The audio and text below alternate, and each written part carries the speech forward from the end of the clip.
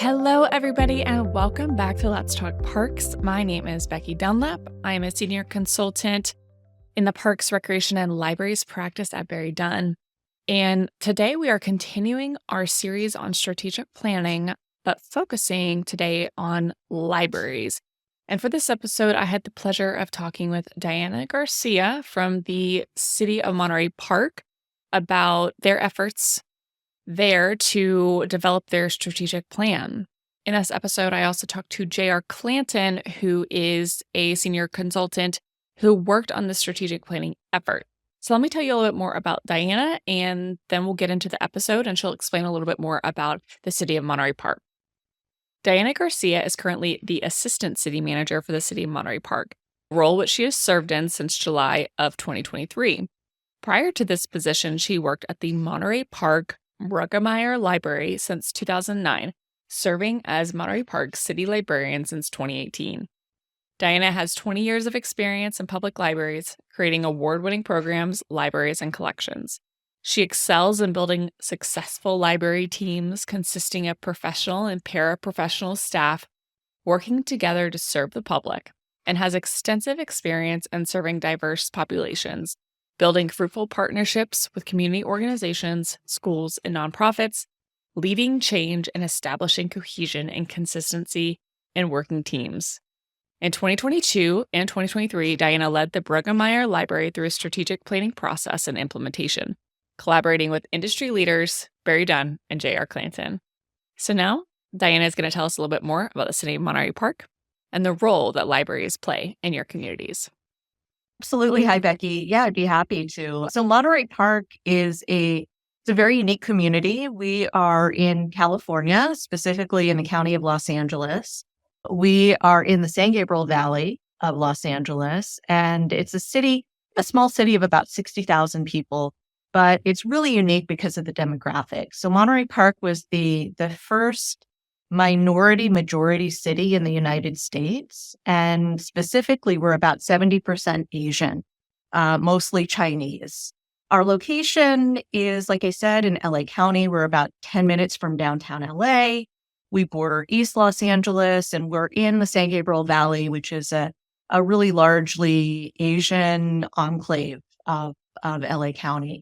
Monterey Park's actually been called the first suburban Chinatown, which was a term that was coined by a UCLA sociologist who wrote a book specifically on Monterey Park and the immigration patterns and the sort of politics of Monterey Park in the 1980s and 90s. But the library has a really big role in the community.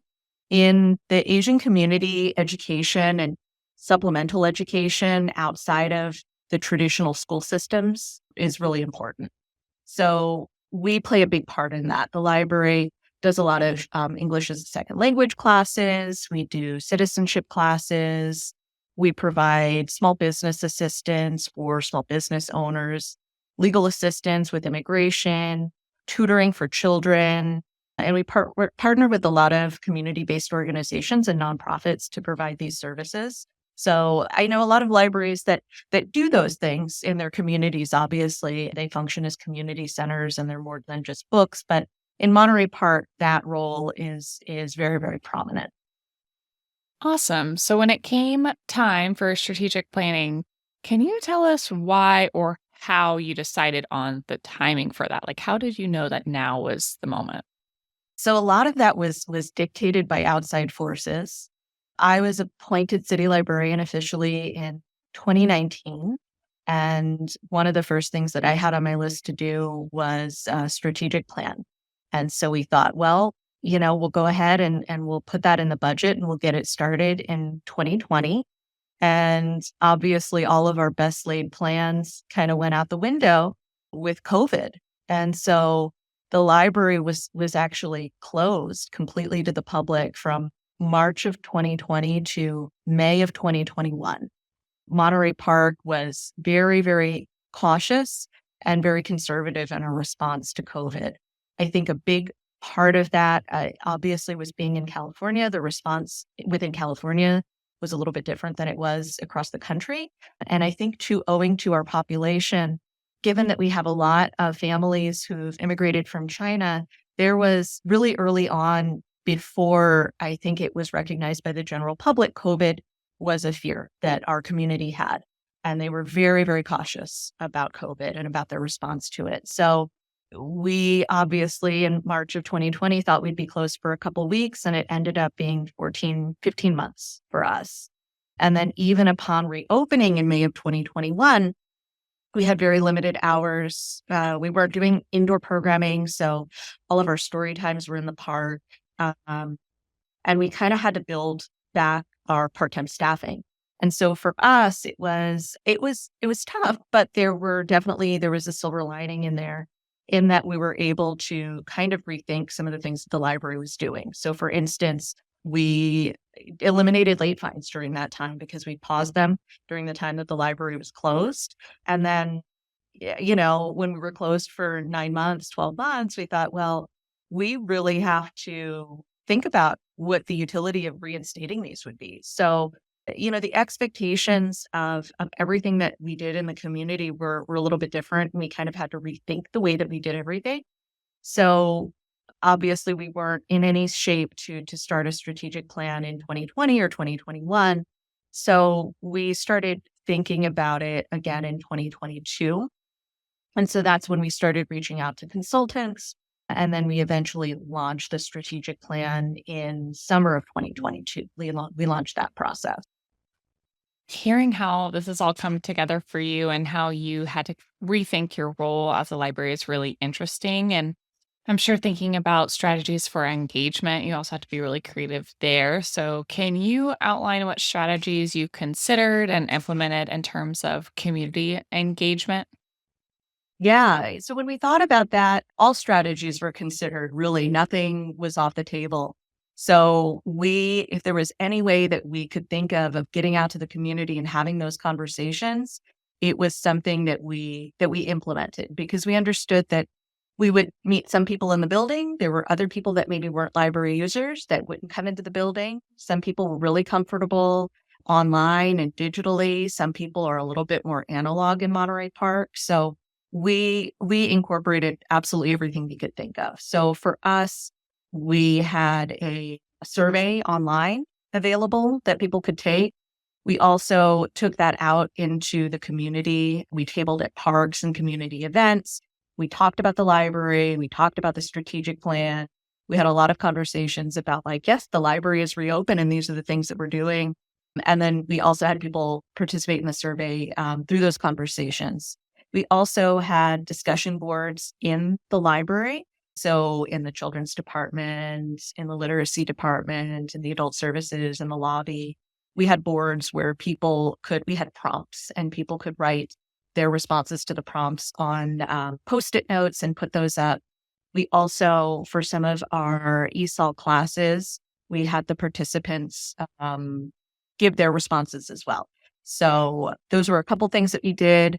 We also did interviews with the Board of Trustees, the Library Foundation, the Friends of the Library, key city staff members, so the city manager, the recreation director, the assistant city manager. We did one-on-one interviews with city council and then various stakeholders as well. And all of that was before we put together two really important groups. So we had a community task force that we put together, and we had a library planning team. And the community task force, we wanted that really to reflect the community. And so we had a wide-ranging membership of folks who participated in that. So we wanted the business community, schools, parents, higher education community, teens, seniors, basically anyone who would use the library involved in that. I would love to learn a little bit more about this task force that you put together and how you were able to use that group as a means to get the word out and also to be involved more intimately with the planning process. So one of the things that we did in the strategic planning process to get in community engagement was put together a task force of community members.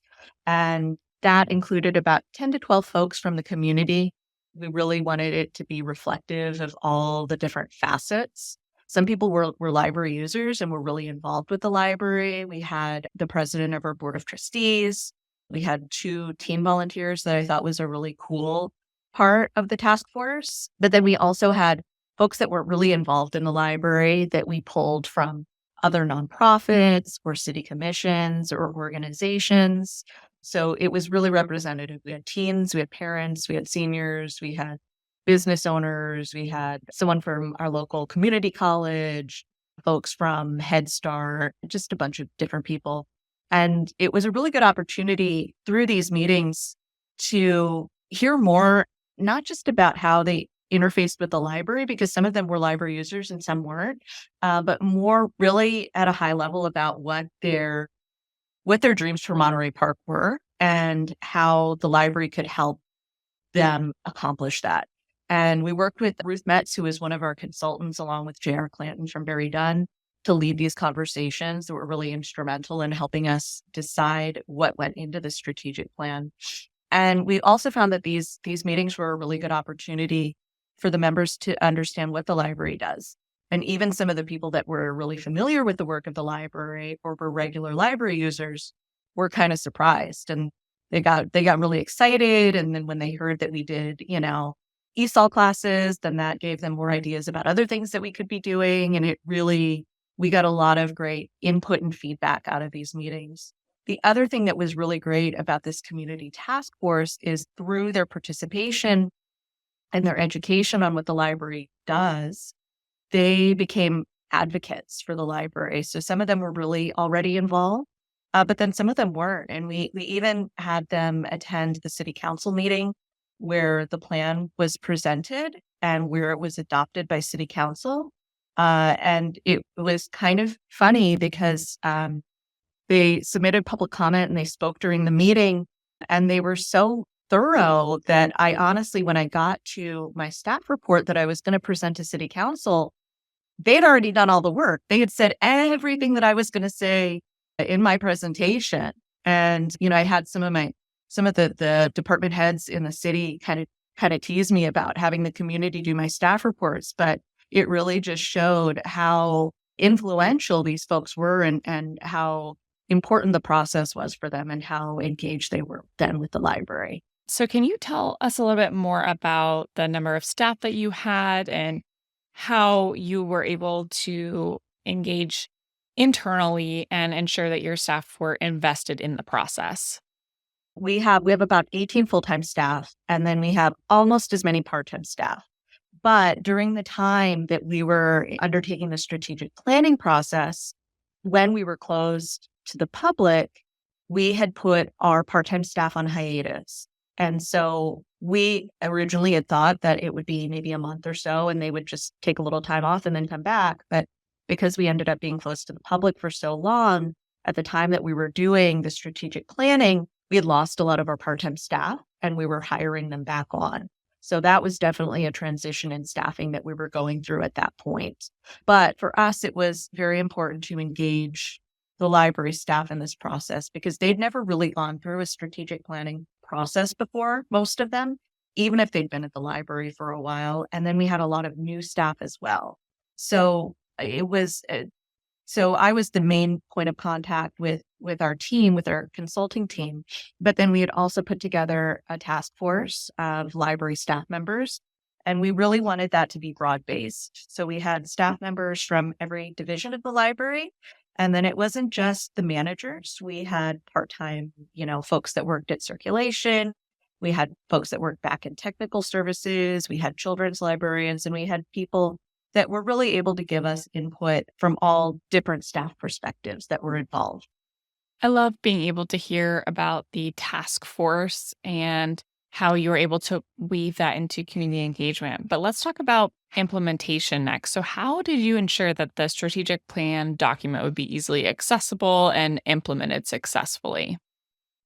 So we had a few different things that we did to make sure that we were able to do that. In order to make it accessible, because our community is so linguistically varied, we actually created a one-page sort of summary of the strategic plan, and we translated that into Chinese, Spanish, and Vietnamese, which are our main community languages.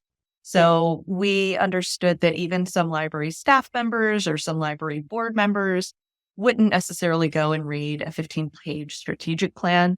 And certainly not all of our community members would go and read a 15-page strategic plan. So we kind of took the highlights of that and we packaged it into this really lovely one-pager that we had translated. And then we put that out on all of the community desks, public desks, and we took it out to community outreach as well. So the other thing that we did with the implementation specifically is that we created what we called a matrix document. Our strategic plan itself was written at a high level, and it was written in a way that, it wouldn't immediately be obsolete once we adopted it. We wanted it to really be a living document. So if we understood that it would be, our plan for the next 3 to 5 years, we didn't want to put anything in there that we would necessarily be pigeonholed into doing. Understanding that things changed very quickly. No one anticipated that we would have a global pandemic before that happened. And we thought, well, we never know what's down the road. So let's make this something that's going to be evergreen. But we wanted to make sure that we had specific activities tied to our strategic imperatives, which is where the matrix came in. So what we did is we split up the strategic imperatives and the resource areas. And then we took all of the really concrete ideas that the community task force and the library planning team came up with, and we split those up into the matrix underneath the imperatives and resource areas. So this is a living document, and things are being added, things are being checked off of the matrix as they're being done. And we use it throughout the library to set our annual budget goals and also to set staff goals. So if they're getting their annual evaluation, we can look back at the matrix and say, well, what are we really hoping to accomplish this year? And where do your skills fit into this? And let's pull some of the information or some of the ideas from the matrix and let's assign those out. I think that's amazing. Well, can you tell people where they can learn more about Monterey Park and the awesome work that you all are doing? You can visit our website, montereypark.ca.gov/library. On there, you will see our strategic plan if you want to take a look at that. And then I would also point folks to our social media. We're on Facebook, Instagram. You can take a look at some of the programs and the really cool photos and the things that we're doing on a daily basis there. I hope you all enjoyed listening to Diana's perspective on their strategic plan. But now I want to turn it over to J.R. Clanton, who is the project manager for this project.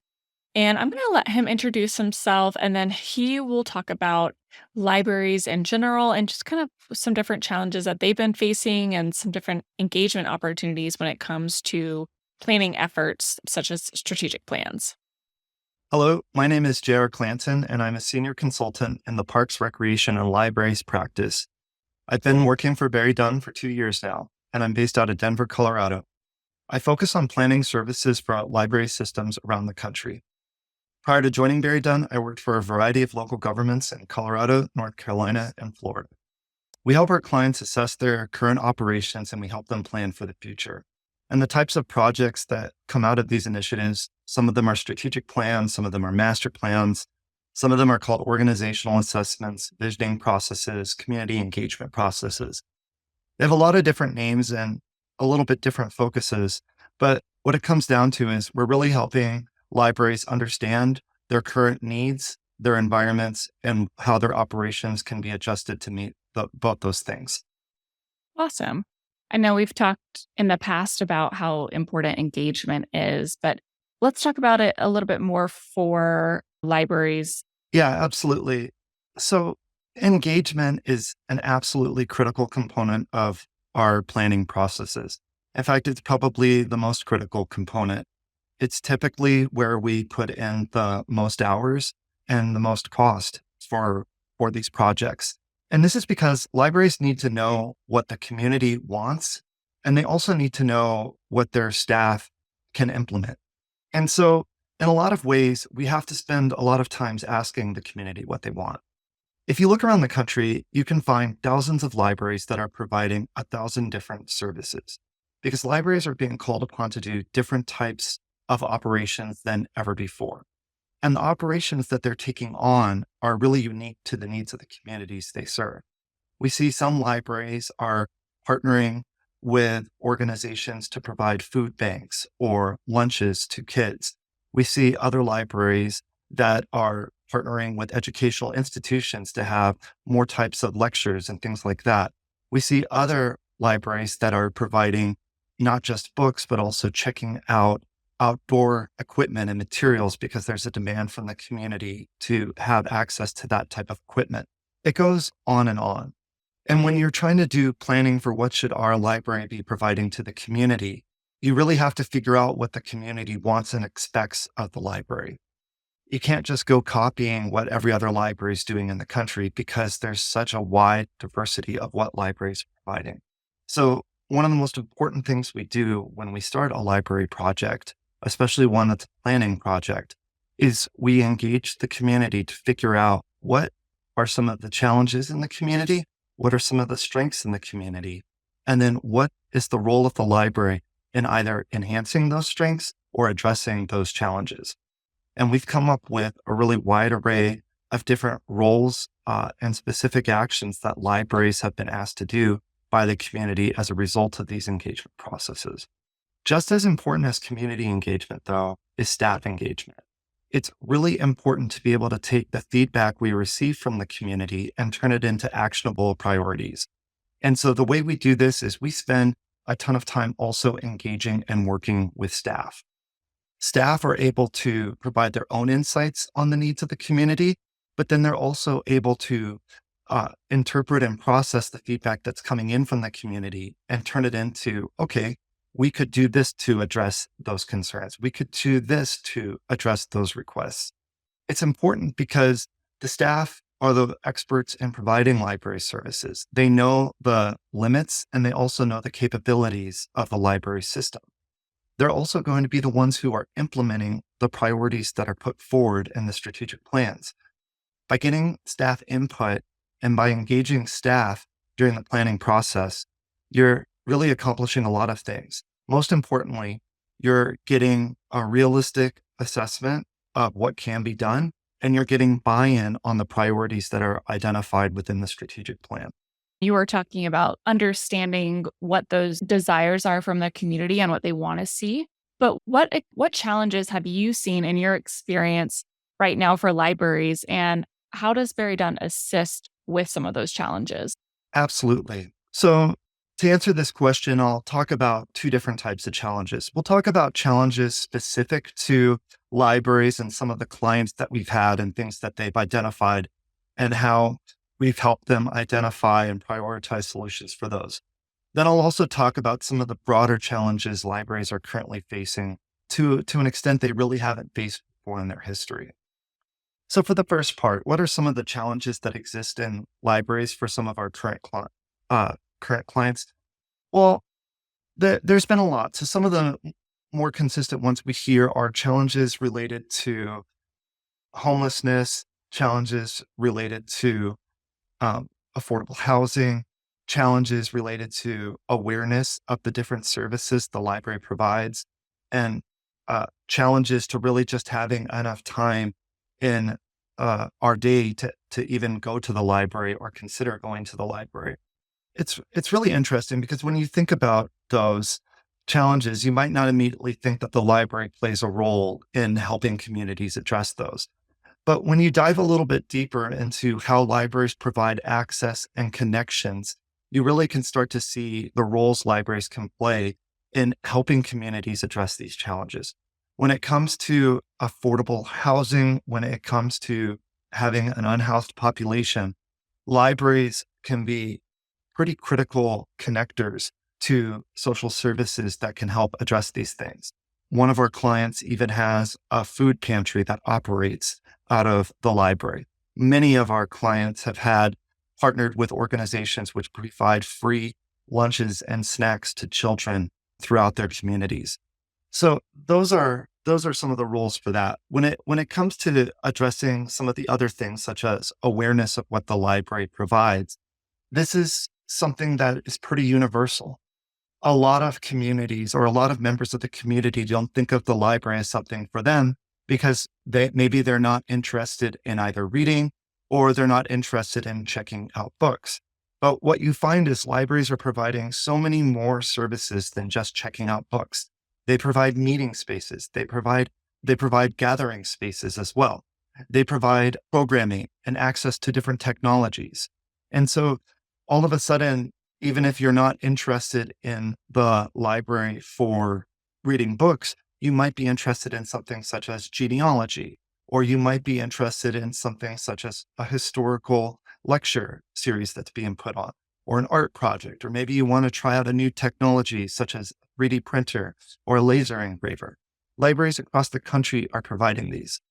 They're also providing a lot of online services, things such as not only ebooks and audiobooks, but also many have access to educational materials, educational videos, and even videos just purely for entertainment. I could really go on and on for several hours if I talked about everything libraries provide. And then a lot of it would probably be surprising to most people. So what we tell libraries who are facing these challenges is it's okay. You're serving a lot of different users and a lot of different potential users who have a lot of different communications preferences. Some people want to hear about what the library is doing from a person telling them about it at checkout. Other people want to get it in an email. Some people want to get a flyer sent to them. Other people have no interest in having materials sent to them. And so maybe they need to be targeted through other means.